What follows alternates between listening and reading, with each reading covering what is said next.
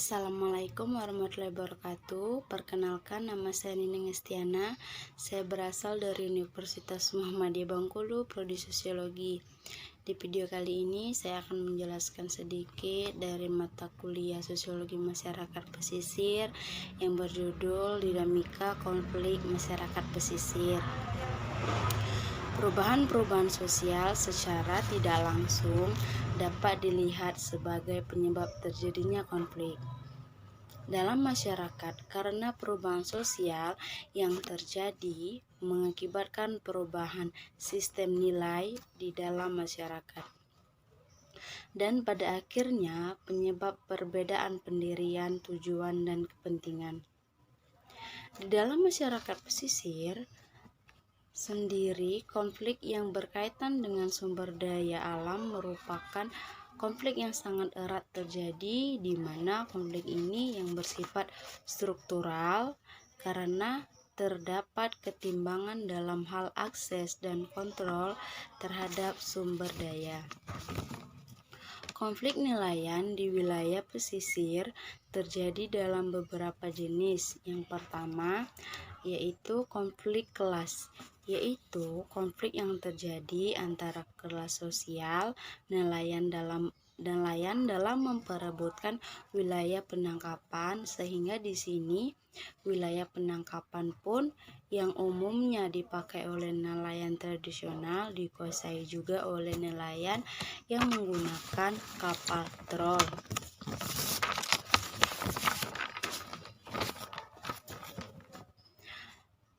Sudah pasti ini nantinya akan mengakibatkan hasil yang didapatkan oleh nelayan tradisional itu menjadi semakin berkurang. Kapal yang menggunakan trol sudah pasti memperoleh hasil tangkap yang lebih banyak.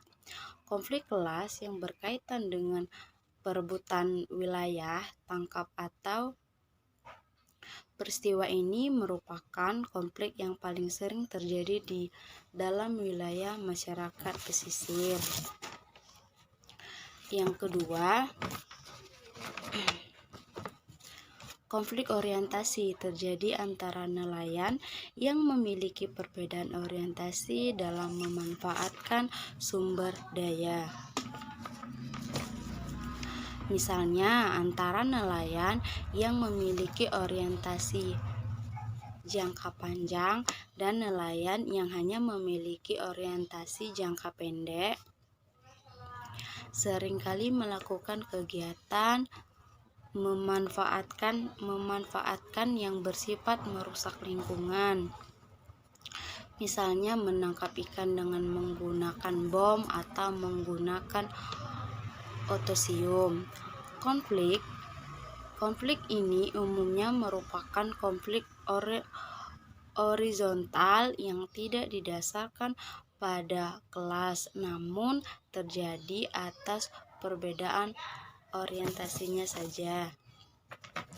Yang ketiga yaitu konflik agraria atau wilayah penangkapan, yaitu konflik yang terjadi akibat perebutan wilayah tangkapan antara kelas nelayan, interkelas nelayan, dan nelayan dengan pelaku usaha lain. Seperti misalnya konflik yang terjadi antara nelayan dengan perusahaan penambangan pasir, atau konflik nelayan dengan perusahaan penambangan batu bara dan sebagainya. Yang keempat yaitu konflik primordial, yaitu konflik yang terjadi akibat perbedaan identitas, baik itu identitas etnik, asal daerah, atau perbedaan identitas lainnya.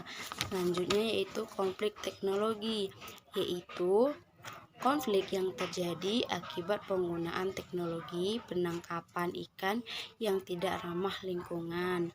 Teknologi ini ya seperti ada yang menangkap ikan menggunakan bom, merusak terumbu karang, dan juga merusak ekosistem laut.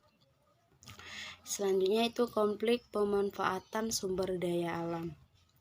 Kelautan Konflik ini terjadi karena perbedaan maksud, tujuan, dan sasaran antara berbagai sektor yang berkenaan dengan sumber daya kelautan. Konflik yang terjadi pada nelayan Kota Bengkulu antara nelayan modern dan tradisional bukan hanya disebabkan oleh penolakan nelayan tradisional terhadap alat tangkap trau seperti yang pernah terjadi pada tahun lalu. Peristiwa tersebut disebabkan oleh rasa ketidakadilan dari pemerintah terhadap suatu kelompok nelayan di mana mereka menangkap tidak adanya rasa kebersamaan dalam menikmati sumber daya perikanan. Terus konflik yang terjadi antara nelayan tradisional dengan nelayan modern di Kota Bengkulu ini juga dipicu oleh perebutan sumber daya perikanan di mana terjadinya pelanggaran jalur penangkapan ikan oleh salah satu kelompok nelayan.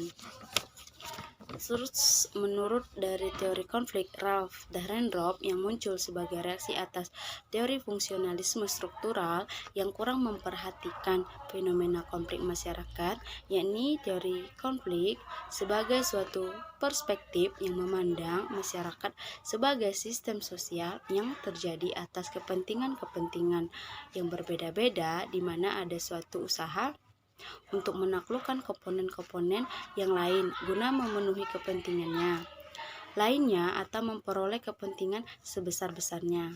Di mana di sini nelayan modern lebih mementingkan kepentingan kelompok mereka dibandingkan mementingkan kelompok dari nelayan tradisional yang bisa saja kita lihat dari alat penangkapan mereka, di mana bahwa nelayan modern ini sudah menggunakan alat yang sangat canggih seperti sudah menggunakan trau, bahkan ada juga yang menggunakan kapal besar, bahkan ada juga yang menggunakan bom.